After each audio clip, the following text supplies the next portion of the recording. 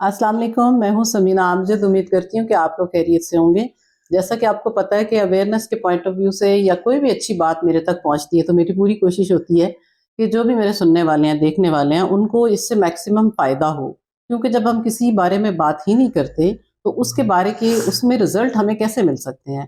तो आज मेरे घर में एक और इम्पॉर्टेंट शख्सियत इस लिहाज से भी कि वो मेरे भाई हैं, और दूसरा ये कि वो मेजर अख्तर हैं, उनका नाम है। और मैं चाहूँगी कि मैं जो पहले हमारी डिस्कशन हो रही थी, मैं चाहूँगी कि हम इसको दोबारा से रिपीट करें सो दैट आप लोग भी सुन सकें और अपनी राय कमेंट्स में बताएं। और अगर आपको भी कोई इश्यूज़ हैं, कोई अगर आप सवाल उठाते हैं, कोई सवाल आपके जहन में आता है तो काइंडली कमेंट में वो ज़रूर मुझे लिखें, ताकि नेक्स्ट वीडियो उसी के मुताबिक का कोई इंसान ढूंढ के मैं आप तक उनकी राय पहुँचा सकूँ।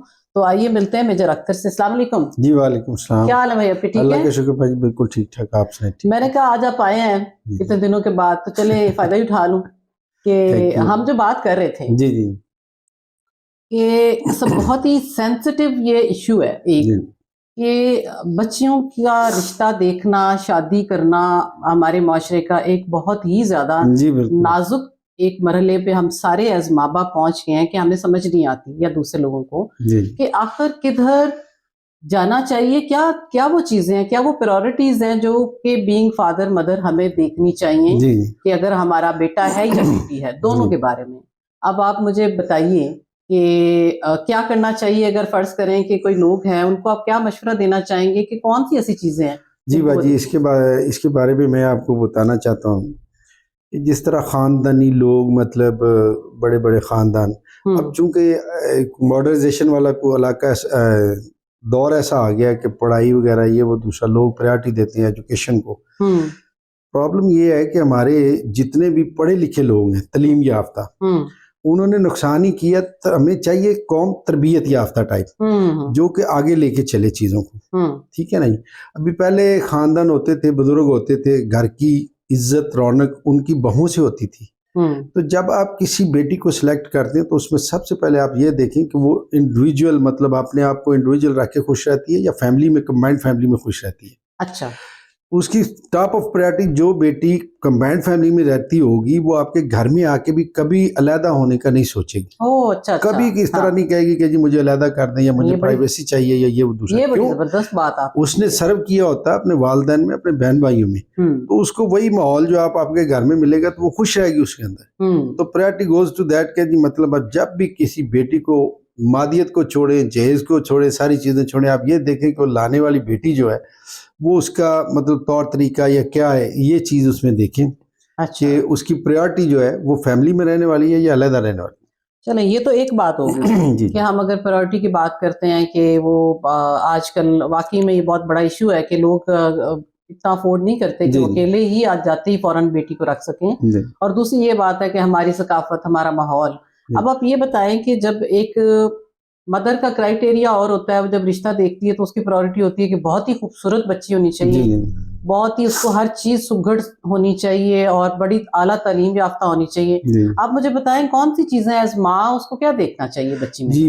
जिस तरीके से माँ बाप का अवलीन फ़र्ज़ जो है, हुँ, प्रायोरिटी जो है वो, क्या अपने घर को चलाना कैसे है, करना क्या, बहू की सिलेक्शन के ऊपर जो मैं कहता हूँ कैटेगोरिकली कि वालिदैन को बहुत ज़्यादा कॉन्शियस होना चाहिए। पहला पॉइंट तो मैंने जो बताया आपको कि हुँ। उसका अलहदा रहना या फैमिली के साथ रहना एक बन जाता है। ये यानी असरअंदाज़ होगा बाज़ उसके। वाल जी जी, बाज़ वालिदैन देखते हैं मादियत को हुँ, कि यार पैसा है, खूबसूरत है, ये वो दूसरा तीसरा। हुँ, अगर तो आपने घर चलाना हुँ, है, अपने आप को किसी भी ऐसी अनफॉर्चुनेटली, मतलब कि उस कंडीशन में नहीं लेके जाना कि जी आप जब बुढ़ापे में होंगे तो देन यू विल रियलाइज कि यार क्या किया मैंने, क्यों अपने पाँव के ऊपर कुल्हाड़ी मारने वाली बात है। हाँ, आप उस बेटी को जब लेके आ रहे हैं हुँ, तो आपको ये मतलब इंश्योर करना चाहिए कि किसी मादियत, आपने उसके जहेज के साथ नहीं खेलना, हाँ, वो उसके साथ है, प्रायोरिटीज चीजें ज़िंदगी आ उसके गई जो साथ भी आ गुज़रनी गई, है। आपको तो एक बेटी चाहिए हुँ, जिसको आपने घर में बहू बना के रखा है, उसको बेटी के तौर पे उसने घर चलाना है। हुँ, घर की शान और शौकत, घर की इज्जत उस बेटी के साथ है। आपकी बेटी तो अगले घर चलेगी, हुँ, तो आपकी जो शान और शौकत है, आपके घर का रख रखाव जो है, उस बेटी ने उसको इस्टेब्लिश करना है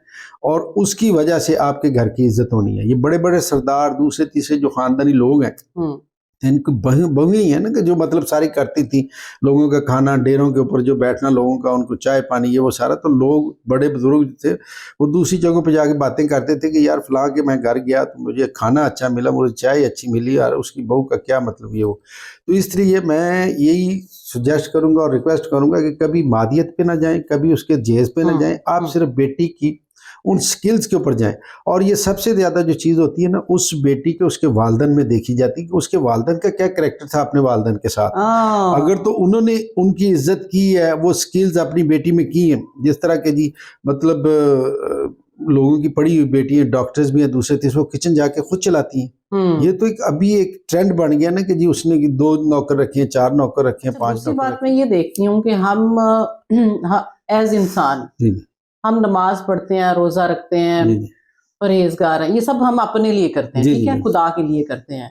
लेकिन आपका क्या ख्याल है कि जहाँ ये चीज जरूरी है, जी जी क्या वहां पे तरबियत मैटर करती है कि आपका रख रखाव कैसा है, आप बात कैसे करते हो, आपकी वजह से किसी का दिल तो नहीं दुखता, आप किसी तरीके से अच्छे इखलाक से बात करते हैं, पेश आते हैं, मेहमान नवाज हैं, या कि क्या हैं?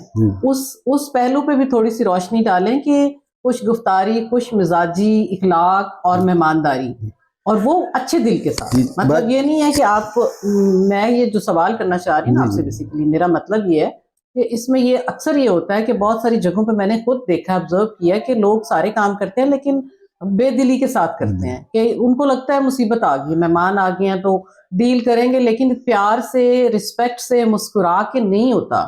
तो इस बारे में आप बताइए कि क्या करना चाहिए? बाजी वही मैं बात करता हूँ कि जो बेटियां अपने घरों में मेहमानों को एंटरटेन करके आती हैं ना, उन्हें कभी बोझ नहीं लगता, वो खुश होती हैं मेहमान के आने पे। और नंबर 2 हदीस भी है कि नबी करीम सल्लल्लाहु अलैहि वसल्लम के दरबार में एक सहाबी था तो जिसकी बीवी बहुत मतलब बदतमीज टाइप थी कि ये वो दूसरा वो अच्छा नहीं जानती थी। तो उसने डरते रहना कि यार मुझे नबी करीम सल्लल्लाहु अलैहि वसल्लम कोई मेहमान ना दे दें, क्योंकि जो मेहमान दरबार में आता था वो किसी सहाबी के साथ डिटेल कर देते थे कि आज ये आपके पास रहेगा, ये रहेगा।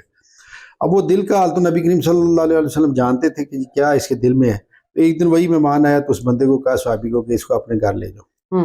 वो डरते डरते ले गया, जाके उसने अपना दरवाज़ा नॉक किया, अंदर से वो बीबी आई। तो पहले उसको बुरे अल्फाजों में याद करती थी, उस दिन उसने देखा तो वो खुश हो के अंदर ले गई उसको, मेहमान को।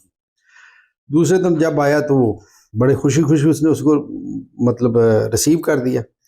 अब नबी करीम सल्लल्लाहु अलैहि वसल्लम ने उस सहाबी को उठाया और पूछा कि जी आप घर जाके अपनी ज़ौजा से पूछिएगा कि जी उसने क्या देखा, मतलब उसने कोई बुरा भला नहीं कहा और बड़े अच्छे तरीके से एंटरटेन किया उस मेहमान को। तो उसने जाके पूछा कि अपनी बीवी से बात की कि मोहतरमा तू तो बड़े बद अखलाक के साथ मेरे साथ पेश आती थी, तो मेहमान को कैसे एंटरटेन कर लिया? तो वो बीवी फरमाती हैं कि जी जब वो मेहमान आया था तो मैंने उसको देखा तो उसका कोई भी हिस्सा ऐसा नहीं था जिसके ऊपर तश्तरियाँ नहीं पड़ी हुई थी और उसके अंदर मुख्तलिफ किस्म की नवादरात और ये चीज़ें पड़ी हुई थी। मैंने जल्दी जल्दी उसको अपने अंदर किया कि ये बहुत ज़्यादा तोहफे तोहफ़ लेके आया ये वो दूसरे। तो जब वो वापस गया तो उसकी नाफ के नीचे तक मुख्तलिफ किस्म के सांप, बिच्छू ये वो सारे थे। तो नबी करीम सल्लल्लाहु अलैहि वसल्लम ने फरमाया कि जब कोई मेहमान आपके घर आता है तो वो लाखों नेमतें लेके जाता है, लेके आता है आपके घर, और जब आपसे वापस जाता तो आपकी लाखों बीमारियां और मुसीबतें अपने साथ लेके जाता है। इसलिए कभी भी मेहमान को बुरी उस नज़र से ना देखें, वो आपके पास अल्लाह की रहमत है।